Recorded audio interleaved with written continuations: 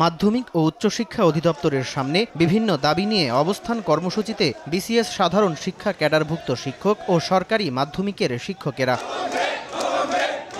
সহকারী অধ্যাপক থেকে সহযোগী অধ্যাপক পদে পদোন্নতি চান ২৬ থেকে ৩১ বিসিএস এর পদোন্নতি বঞ্চিত শিক্ষকেরা। তারা বলেন, আগেই গ্রেড বৃদ্ধি হওয়ায় এতে প্রয়োজন হবে না বেতন বৃদ্ধির।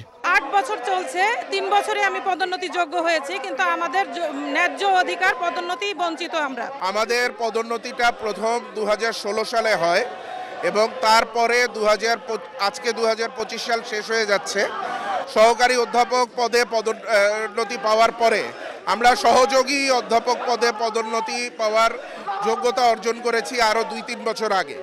এখন যদি আমাদেরকে আসলে পদোন্নতি দেওয়া হয় তাহলে সরকারের কিন্তু কোনো এক্সট্রা আর্থিক কোনো সংশ্লেষ থাকছে না।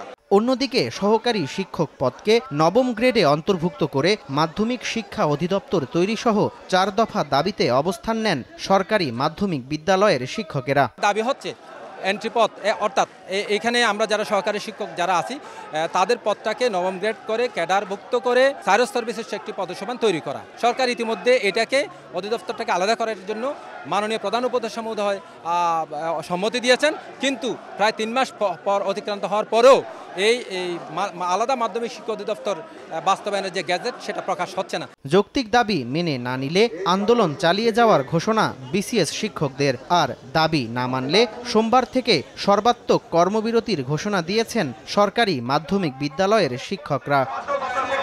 সামদানি প্রত্যয়, সময় সংবাদ, ঢাকা।